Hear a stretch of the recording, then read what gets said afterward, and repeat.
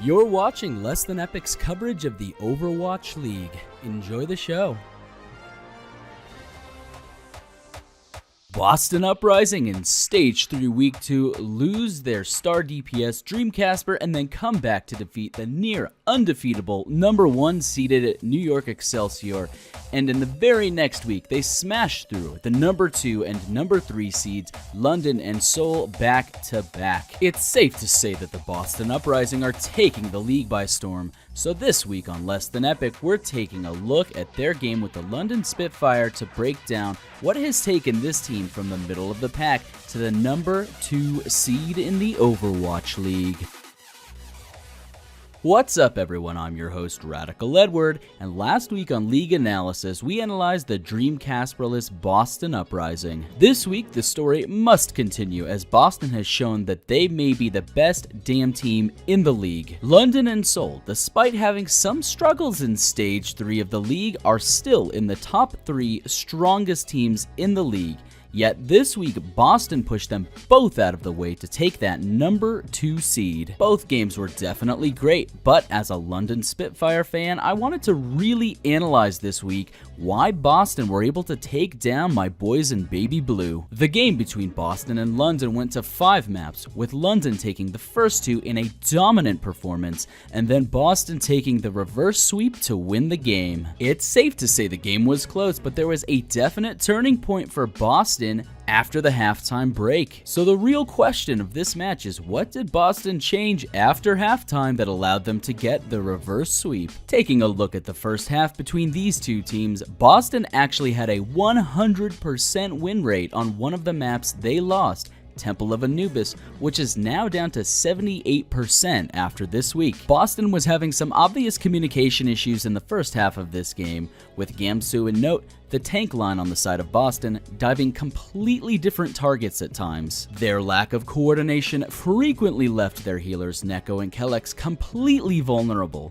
a trait we've seen from Boston far too often. Neko and Kellex of Boston died a staggering 79 times in this series, while the London supports Hagopin, Closer, Nuss, and Bedoshin died only a combined 59 times. It's safe to say that this was a huge factor in Boston losing the first 2 maps in this series. Striker and Mistakes continue to be the starting DPS line for Boston, but in the first half of the series, both of their timing and coordination with the rest of their team was, just off. Particularly, Mistakes in map 2 had a favorable matchup against a McCree with his Genji pick. Despite this, Mistakes only had 18 kills and a staggering 13 deaths, showing that his execution, positioning, and timing were very off in this map. Boston wasn't able to overcome that weakness and thus went down 0-2 at halftime. On his team's struggles in the first half of this game, Note had this to say in his post-game interview. Do indeed, thank you so much. Please give it up for the Boston Uprising.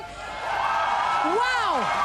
Just wow, this game went the distance. You were down 2 maps going into that halftime, and then you're coming back and reverse sweeping your opponents.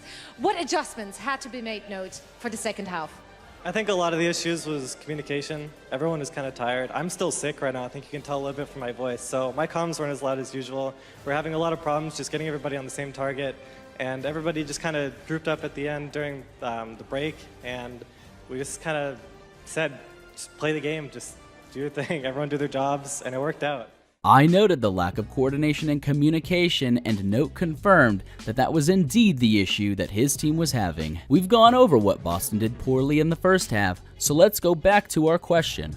What did Boston change after halftime that allowed them to get the reverse sweep? Jumping into the second half, here's what I noted. Boston had far superior positioning as compared to their first half performance right out the door. In the clip I have rolling, Boston's positioning was so good that they actually were able to win their first engagement with only a single kill on a DPS. Taking a look at another example of superior positioning from Boston on Junkertown, the 4th map in this series, we see London, who was on defense, get completely pushed to the opposite side of the objective. This positioning play from Boston got them the first objective and eventually the win on this map. Boston also sported a completely revamped ult economy in the second half of this game. Once Boston used their superior positioning to take objectives, Boston intelligently staggered out their ults to hold those objectives. This was exemplified on Stage 2 of Ilios, where Boston staggered the point to 99% before London was even able to take it. And they did this by outplaying London in the ult economy. This tactic was carried over to the final map of the series, Oasis,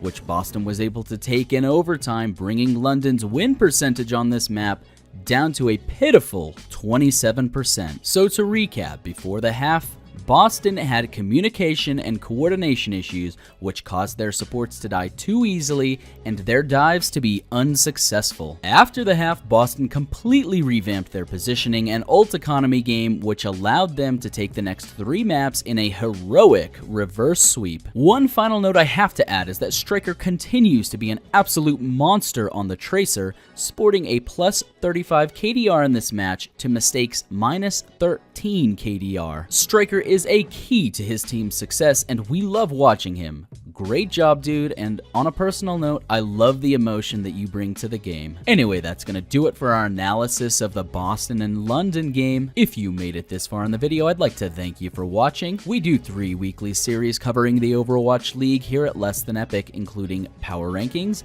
game predictions, and league analysis videos like the one you just watched. If you like that kind of content, be sure to hit that like button, subscribe to the channel, and hit that little bell icon so you get notified when our videos go live. Thanks for watching, everyone, and once again, this is Radical Edward signing out.